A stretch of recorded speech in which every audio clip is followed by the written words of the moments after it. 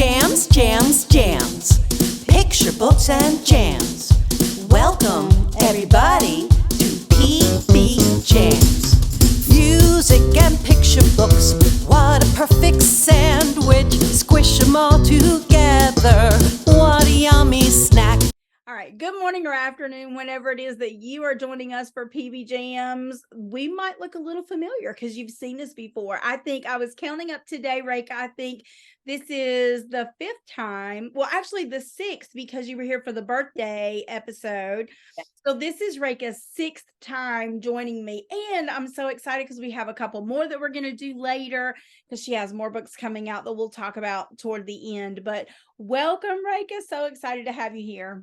Thank you for having me. It's just a joy, pleasure, and honor to always speak with you. And you are just a champion for music, for education, for books.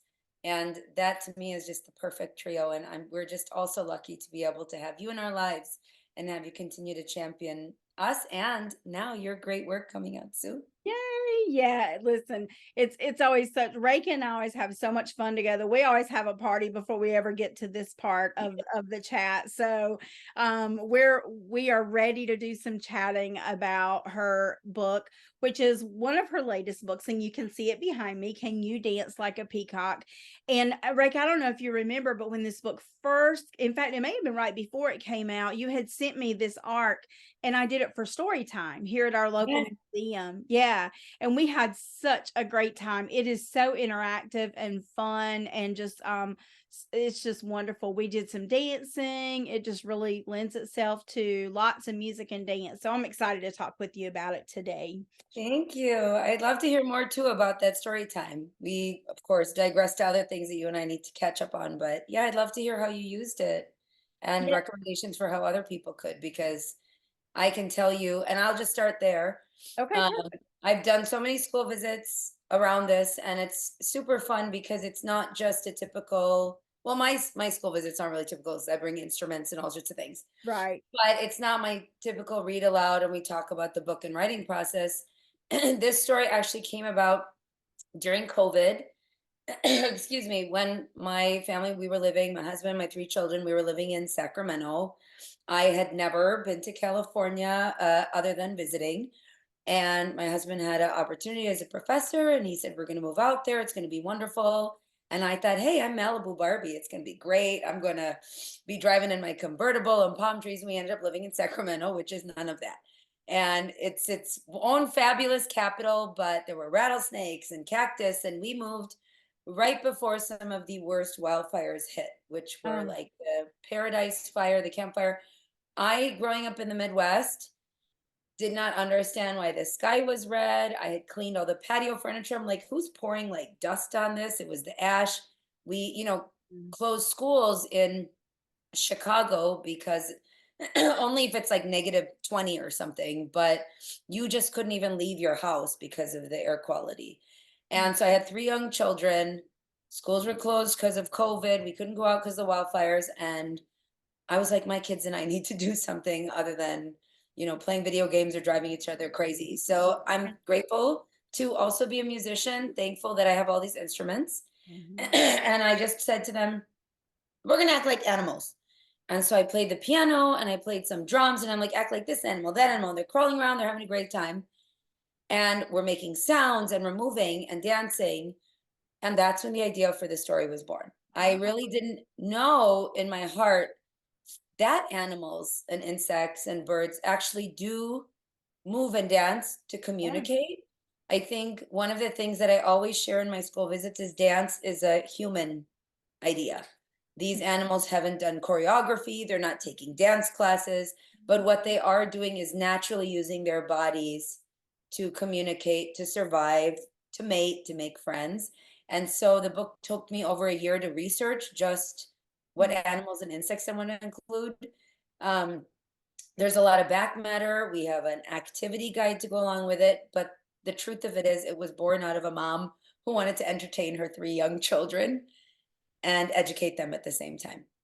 Yeah, I love that. I mean, that's a great motivation, right? I mean, because when you do that, that's going to serve the need of all these other moms out there who are experiencing, maybe not during COVID, but they're still experiencing all those same things. So you know Yeah. that's going to be a hit for all those moms out there. Love Well, that. and I also felt like I have an advantage because I'm a teacher and I'm a musician, but so many parents don't have a teaching background or don't have instruments. And so I wanted it to be a way to just not just engage with your kids, but also get kids to like reading more. I Yeah. feel like sometimes, especially boys, and even if with my own two boys, it's like reading can be boring. Well, now you're part of the story. Yeah. You Yeah. have a sense of agency and engagement with the story. This story cannot happen without you. And Right. so that's why there's dance breaks throughout. You can't just watch and listen to what a peacock's going to do. You're going to do it too.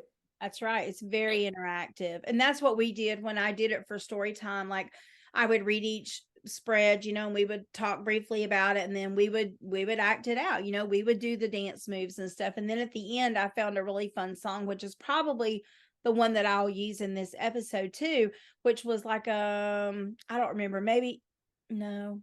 I started to say Jack Hartman. Anyway, there's a bunch of fun ones. I'm going to do a whole YouTube playlist for y'all. And so I'm really channeling my Southern tonight. Reagan, I've been talking. She's got my Southern turned on big time. I So, love it. so I'm gonna link up a YouTube playlist below with a bunch of fun songs. But one of those is one of the ones that we used at the story time after it was all over. So we had music and we danced all around the museum. It was a lot of fun. It's a great book. What Yeah. were the ages of the kiddos and were the parents like engaged? I'd love to know. It was a small group. They were mostly I would say they were all preschool or Oh, love it. yeah, so toddlers up to maybe 4 and 5, maybe the oldest. Some of the parents did get involved and engaged. They did. But like I said, it was a small group. It was really perfect. It was really nice because we got to really interact close with each other. So it was a lot of fun. It's a great That's book so for that. lovely. Yeah. Yeah. So you mentioned doing research. So what else, like what was the writing process for this like? Because this book is very different from the other books that you've written. Yes. I think I immediately wanted to engage kids with it, Mhm. right? So the very first sentence is raise your hand if you love to dance. Right. And when I do a lot of school visits, I'll see like a lot of schools, kids just shoot their hands up, and then there's always a couple that are like, "Mm."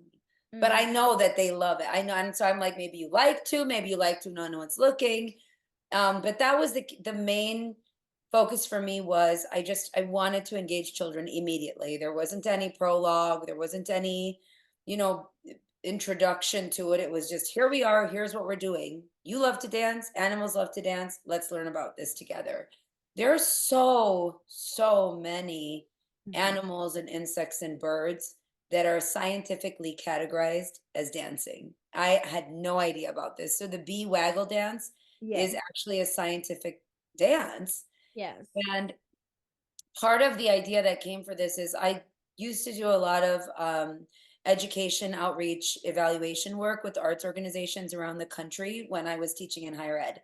And I was doing work with this organization in Los Angeles. And I remember observing this second, third grade class who had an arts integrated experience where the science teacher and dance teacher worked together. The science teacher was teaching the students about this bee waggle dance, but then the dance teacher through this arts organization came in and taught them the dance. Mhm. And a year later, I went back and interviewed these students about their entire experience, right? So, a multitude of things. And the number one thing they kept saying is, we remember the waggle dance because we got to dance. Yeah. And that struck me. And that was, I think, 2, 3 years before this concept for this book ever came. But that was always in my head when I was playing around with my kids. The the reality of how much when we actually physically do it or we sing it and how that resonates with us and sticks with us cannot be ignored. Right. Something as simple as, um, oh my gosh, it has nothing to do with my books, but the Animaniacs, they have this, Yeah. the capitals, the 50 states. I learned that in school, and my kids, when we were when California, some teacher put it for my son in fourth grade. And I'm like, I know that song. And they all got 100 on their 50 state capital test because they're like, we remembered the song, mom. Yeah. Just like these kiddos remembered the science behind the dance. because they did the dance. There's such a strong connection to the arts, our memory, our knowledge, our education. And if there's anything I hope that kids can take away from this, and teachers and parents, is that it really isn't just a book about dance. It's a book about how we use movement to communicate and how these are our natural behaviors and very important behaviors. I think that's such an important point, and I think, as a teacher watching my students, I do have the little wallflowers who don't want to move and don't want to do. And so it's great to teach them this is natural. It's not something that I know it feels contrived in this Yeah. environment, but it's really not. Like our bodies were made to do this. Like this Yeah. is very natural, and lots of animals in the animal kingdom do. I love it that it's connecting science and literacy and music and dance. Like all four of those things are so present. And that's just a fabulous combination. And it's another thing that made it perfect for me because our reading association partners with our local Museum of Natural Sciences. And so it was a lovely fit for the story time there at the museum. So much good stuff. I love it. Yeah, I mean, there's a social studies component too, because I really, again, this could have been 100 different creatures. Right. And there's so many that I learned about after I was done. There are spiders that dance. There's a bird that, like this beautiful rainbow colored bird. There's fish. There's so many creatures that do this. But for me, it was also important for kiddos to understand that dance is a human construct. Mhm. And they're not practicing, they're not choreographed. But when you watch the flamingos, so at the end of my school visits, I do the little shout out to BBC America, or whatever the clip was. I think it's BBC America, BBC some Animal Planet, or no, it's not Animal Planet, BBC something. I'll get it right. And I'll send you the clip. You have to play it. The ways in yeah. which the flamingos dance, it looks like it's choreographed Yeah. if you haven't seen it. And kids, after we do our version of the flamingo dance and they see it, they're just awestruck. Yeah. Because it's thousands and thousands of birds in a group, standing together, taking their little marches and step, turning their heads. And then I tell them, did anybody shove each other? No. Did anybody push each other? Did anybody fall? No, they're moving together in a group. It looks choreographed, but it's not. It's one of my favorite clips to play. That's awesome. Yes, it's fabulous. And then I also play a clip of the peacock, only because I also want kiddos to see that the peacock dances alone and the flamingos dance in a group. And I try to encourage them to understand that it's okay to dance alone and it's okay Right. to dance in a group. So, and I end the book with just show me how you dance, which I have to just say again, I did 3 sessions today at this one school. Every single time, I think I've done hundreds of visits for this book. When I end the session, I say, and what's the best dance of all? Everybody screams peacock. And I'm like, no, it's you. It's the dance in you. And they're like, really? I'm like, yes. And so I have my ukulele and I'm like, we're gonna play, and I have my drums, and then they get up and dance and they get to show their dance. So I wanted us to be a celebration of us too. How often do we get to do that? Yeah, not as often as we should. Yeah. Nope. Yeah. So we've talked already so much about the musical connections with all the dance and then bringing that into the human realm and into the music classroom and into all the classrooms and into the museums. Is there anything else musically that you want to make sure that we pay attention to in this book? No, but I think, well, maybe. I had somebody comment once that all of my books have a very musical, lyrical tone to the text. Mm-hmm. And I think that's because I'm a musician at heart and I do Sure. write songs and I have written songs. And it's not that it's rhyming or that it's in verse or anything like that. But I also, as an early childhood educator, always have in the back of my mind about our books are teaching reading, they're teaching fluency, they're teaching sight words. And there's a repetition in the word choices that I've used that are intentional Right. to help children grasp these, very Mm-hmm. scientific concepts and ideas, Right. but in a playful, accessible way. Yeah. Yeah, so that rhythm is just inbuilt, and when we can highlight that with our text, then Yes. it makes fluency all the easier for kids because that fluency is kind of already built in. Music and fluency are so tied together. Yes. And there's a lot of research on it. And it's not just that things have to be rhyming or onomatopoeia or, in verse, or, books we can sing. I love all of that. That's Right. that's our love language. But I think acknowledging that the way in which a phrase flows, or there's a cadence in writing, just like there's a cadence in music. And I was very intentional with that, because I always have that in the back of my head, that our books are essentially the stepping stone to building literacy for kids. Yeah. And so that music piece to me is always embedded in the cadence of our texts. Right. Even if it's not about music. Yeah. Totally. For sure. So talk to us about what's coming next. I know you have another couple that have some musical connections, which I'm super excited about. And maybe you have some others that you could tell us about as well. I don't know what else you have coming. I know of a couple you have coming. So excited. I not music related. I'm thrilled that I have a Branches chapter book series coming with Scholastic. It's I actually want to write a theme song for it. Like, that's how much it is for me. It's So fun. very much in the vein of a younger version of I Survived meets Magic Treehouse. Oh, But love it's realistic. It's realistic fiction. So it's a family that travels around the country in their RV and helps families and communities during natural disasters, so wildfires, which of course, I did research, but also lived through a lot of it. Right. Hurricanes, which I've experienced, tornadoes, blizzards.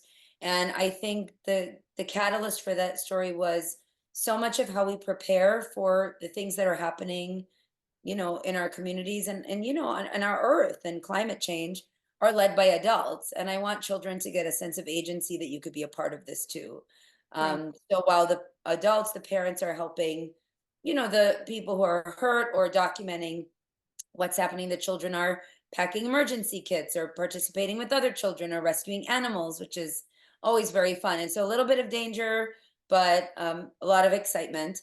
My music books and dance books, I'm thrilled that these were announced. I have another series coming similar to the This Is Music series, but a little older, with Penguin Random House, it's called This Is Dance, but really the first book is about ballet and other classical dances. So of course, continuing that global approach that Penguin Random House really supports, and that they did with the music series. Right. Second book is hip hop and other street dances, which I'm still revising and working on. It's so much fun. Oh my gosh. Yeah. And then jazz, which will be the third one, and other modern dances. And then two stories very, very dear to my heart. One is a story of Shakuntala Devi, who is this incredibly gifted mathematician from South India. And my family being from India, honestly, never heard about her, never studied her. My family, everybody's a doctor or a lawyer, and that's where you go. And you would think we'd hear about it, but we hear about the male mathematicians and that impact. And ironically, there was a Netflix special, or a movie actually, on Shakuntala Devi, maybe 4 or 5 years ago. And my husband had watched it, and he said, "Is there a children's book about her? You should write about her." And that was really how the idea came about. And I said, you know what? Why don't we know more about her? And there's such a need for, even though there have been so many books about women in STEM, there's still a need for more. Right. Because there's so many people who've contributed that we don't know about. But I also always take the STEAM approach. And Yeah. so a lot of that book is rooted in the fact that she grew up in her father's circus and dancing and hearing music. And I always have to bring that in. Of course. But the story of my heart, thank you to Danielle Collins at Beach Lane and Simon Schuster for believing in this, is the musical friendship of Ella Fitzgerald and Louis Armstrong, which I found out recently he did not like to be called Louis. Right. I did not know this all my life, but he felt Louis was the French appropriation of his name, Louis. And I don't think he took offense to it. I don't know, but there's a scene where he meets Barbara Streisand in Hello, Dolly, and he says, "Hi, Barbara, it's me, Louis." Oh, And you cannot ignore how intentional that right. is. And that was a part of the amount of research I put into this story. But I will tell you, Tanya, and for anybody who's watching, do not give up on stories you believe in.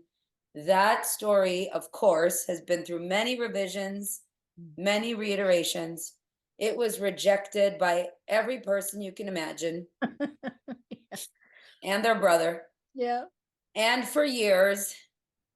And that's the, you hear that corny story. It was rejected, and finally it was sold, and then it's going to be a bestseller and award winner. But I don't know that part. I see that part happening, but that's the truth.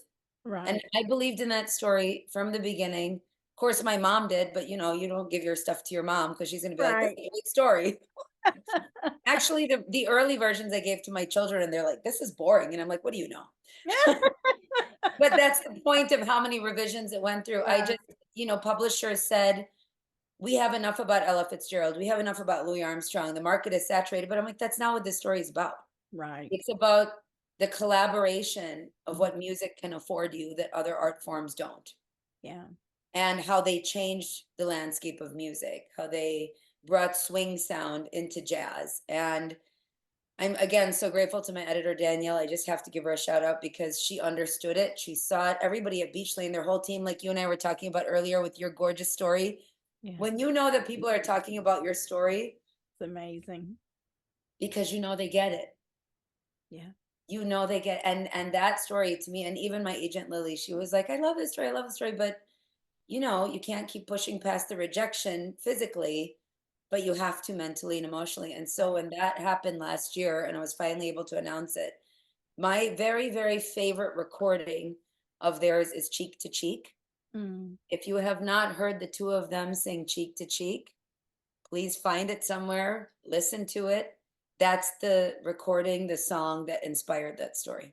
Okay. And so that is the musical story of my heart. Love that. They're such a fabulous duo.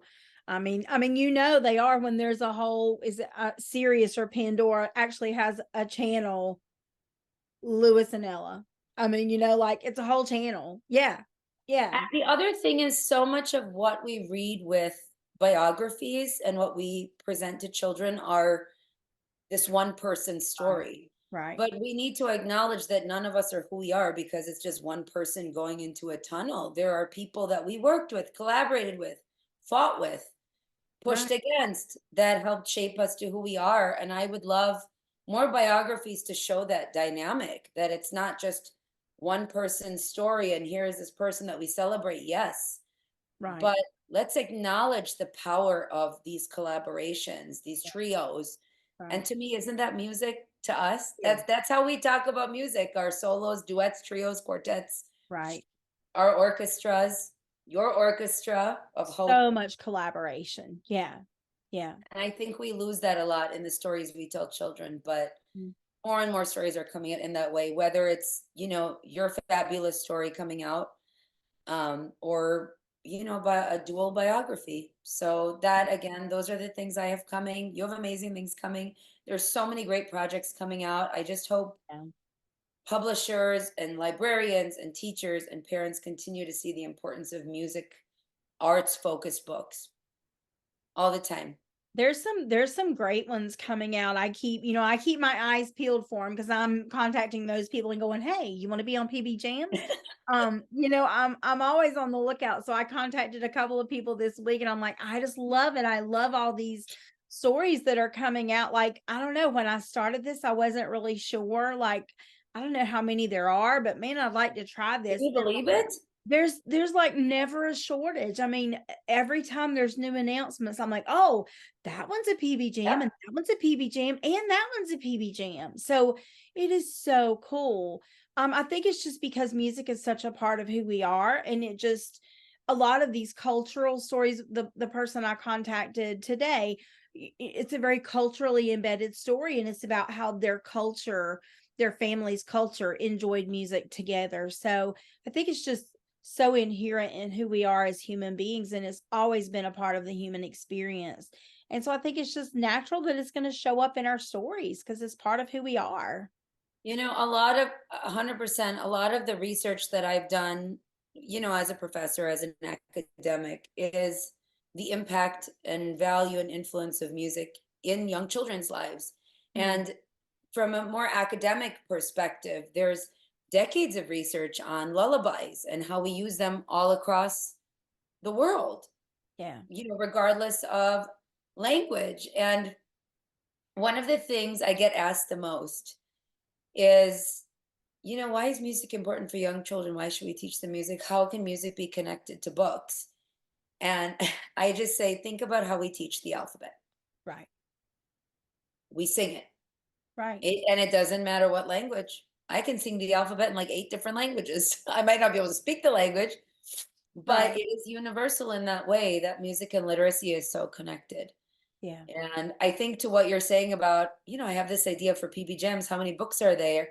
How many books are there? What you've tapped into is culturally it's there. Yeah. And the books are following what we've always been doing.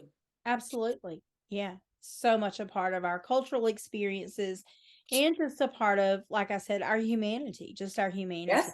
I mean, moms naturally sing to their babies, Yeah. even if they're just humming, even if there are no words, that music is just a part of, and there's been research, so many studies done of the effect of music on babies, even in the womb before they're Yeah. even born, yeah, it's just powerful, powerful stuff.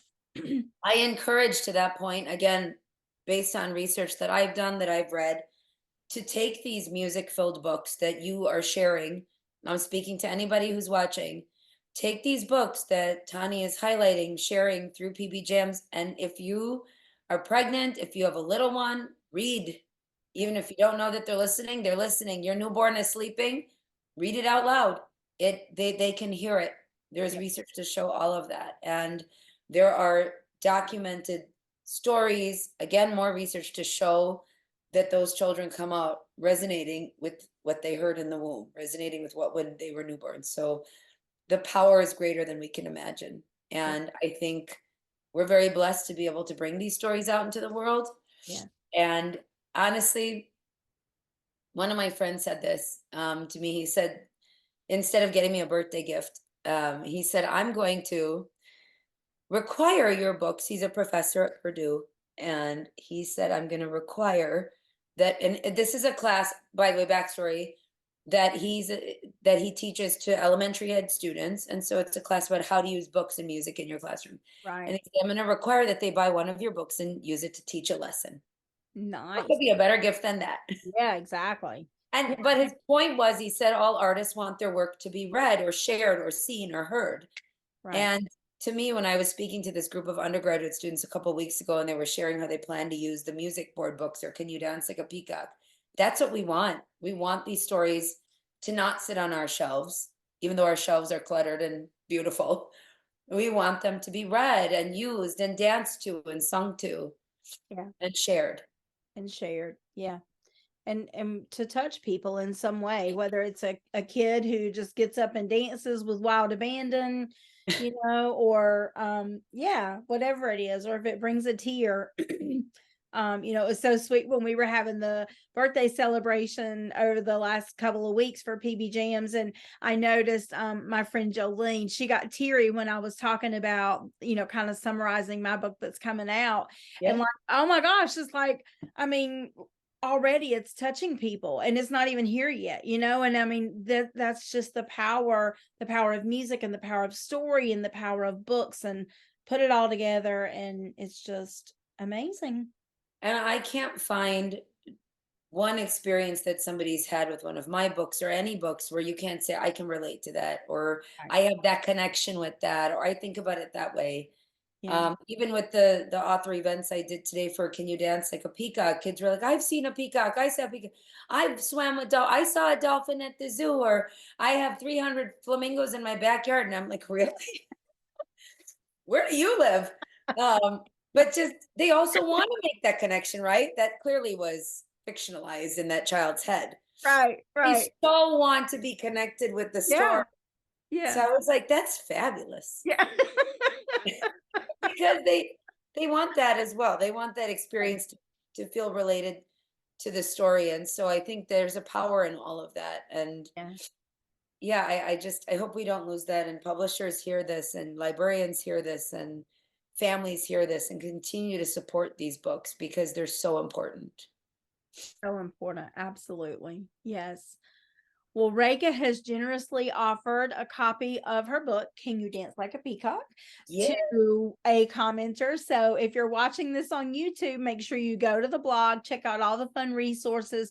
All of Rekha's links will be there, links to purchase the book, links to anything that she has for you. I'll have the YouTube playlist. I'll have a little Pinterest board with tons of teaching ideas. Fun. I'll send the activity kit that we created together with the publisher. It's so fun. Perfect. Yeah. So we'll have all that linked up for you below. Leave a comment on the blog. You'll be entered to win a copy of the book from Rekha. And be sure to use this book in your classroom. It is so much fun. Or do it for story time or whatever you want to do, but just do it. Use it. It's just such a fun, like, you're good. Good old allergies, Midwest allergies. Yeah, we're feeling it here in the South too. Yep, absolutely. we go. 'Tis the season. Yes. Yes. Did you say 'tis the season? It's the season. Yep. Oh, that's a book. Could be. That's Could yours. be. Yeah. Oh, All right. sorry, we're getting an emergency tornado warning. Oh dear. Okay. Well, we are wrapping up. So Okay. Take Rekha's gonna shelter go now in take the basement. shelter. And if you're in the path, you go take shelter. And we'll see you next time on PBJamz. Bye, y'all. PBJamz, reading, writing, teaching. PBJamz, what a yummy treat. Jamming PBs all the time. PBJamz, jams, jams, jams. Picture books and jams.